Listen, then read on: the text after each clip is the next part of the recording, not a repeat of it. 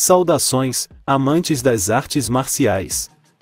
Hoje, mergulharemos na intrigante história do Taekwondo no Brasil, uma jornada repleta de desafios e reviravoltas.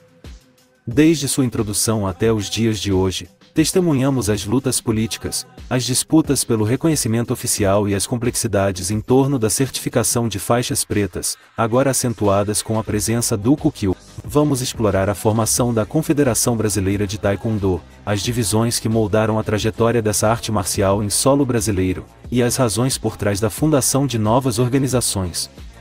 Além disso, destacaremos a relevância do Kukyu no contexto nacional e os obstáculos enfrentados pelos praticantes em busca de reconhecimento internacional. Convidamos vocês a se juntarem a nós nesta fascinante jornada, descobrindo como o Taekwondo se enraizou e evoluiu em terras brasileiras, sempre desafiando as expectativas. Vamos explorar não apenas a história do Taekwondo, mas também as conexões inesperadas entre o Brasil e a Coreia do Sul. Estejam prontos para uma imersão na rica tapeçaria que compõe a história do Taekwondo no Brasil. Desde a sua introdução no Brasil, o Taekwondo sempre foi marcado por disputas políticas e brigas pelo poder. Com a criação da primeira entidade administrativa no país, alguns mestres que já estavam envolvidos com o Taekwondo, como o caso de Lin Yong-do, que ministrava aulas no estado da Bahia, acabaram deixando a modalidade e se dedicando a outras áreas. Com a oficialização da CBTKD e sua filiação ao Comitê Olímpico Brasileiro, os dirigentes passaram a afirmar que a entidade era a única oficial e que todas as outras organizações que funcionavam paralelamente, mesmo com respaldo das leis brasileiras, eram consideradas entidades clandestinas. Nesse sentido, além de cuidar da gestão esportiva do Taekwondo, todas as entidades que trabalham em paralelo também são responsáveis pela administração de seus próprios exames de graduação, GEODAN, cobrando valores excessivos por esse serviço. Cada uma delas emite seus próprios certificados de faixas pretas, que não são reconhecidos pelas demais entidades. No Brasil, a certificação de faixas pretas do Kukyu sempre foi opcional. As entidades autorizadas a emitir esses certificados praticam valores excessivamente altos, o que ao longo do tempo dificultou que os brasileiros obtivessem reconhecimento internacional das faixas pretas pelo Kukyu. Além disso, as informações transmitidas aos praticantes, que persistem até os dias atuais, afirmam que o certificado do Kukyu não é importante e não possui validade no Brasil. Inclusive, a própria CBTKD não aceita a filiação de praticantes que se formaram em outras entidades, mesmo que possuam registro no Kukyu. Esse título de entidade oficial resultou em uma grande desordem no Taekwondo brasileiro. Na maioria das vezes, aqueles que decidiam, em determinado momento, deixar sua entidade e se registrar em outra, frequentemente precisavam passar por uma reavaliação e pagar novamente por todas as graduações já alcançadas. Por esse motivo, muitos mestres que se formaram em suas entidades originais começaram a fundar novas organizações administrativas do Taekwondo, tanto em âmbito estadual como nacional. Um exemplo é o mestre Lee Vou-jai, que se afastou do Taekwondo no final dos anos 1970, mas recentemente voltou à cena nacional fundando sua própria organização, a Confederação Brasileira de Taekwondo Marcial, CBTM, que emite seus próprios certificados de faixas pretas e não registra seus membros no Kukyu.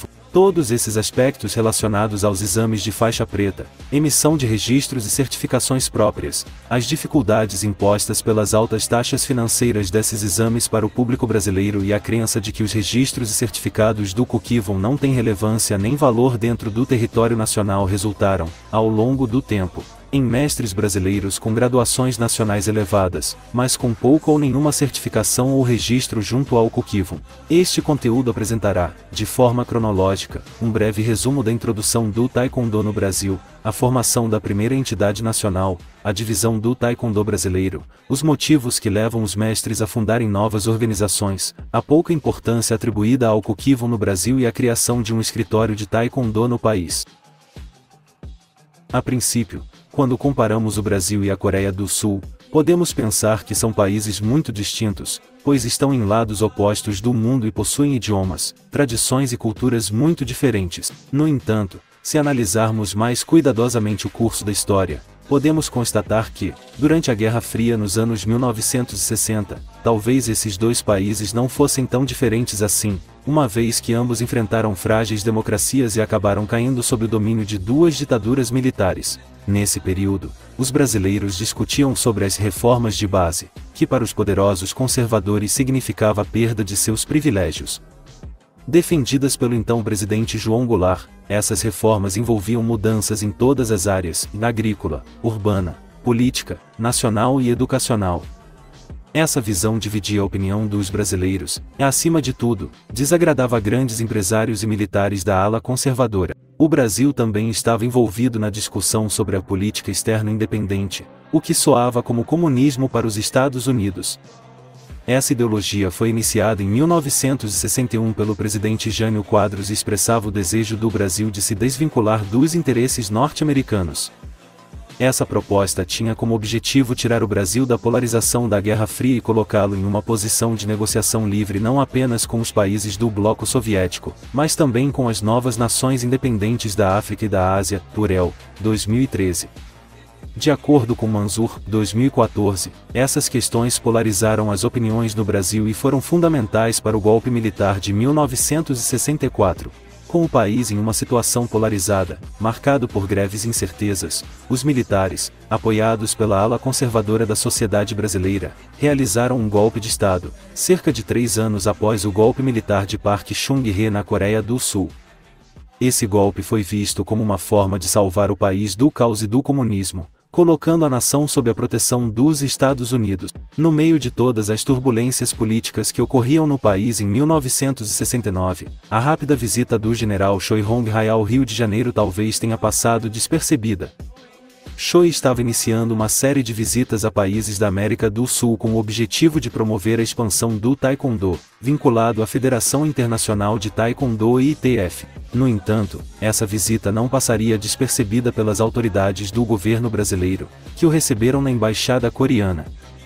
O conteúdo completo da conversa talvez nunca seja conhecido, mas certamente o assunto discutido seria o Taekwondo. Anos antes a esta visita, quando Choi foi nomeado embaixador, ele cogitou solicitar para ser designado para o Brasil, pois considerava que o país tinha um grande potencial para receber imigrantes coreanos.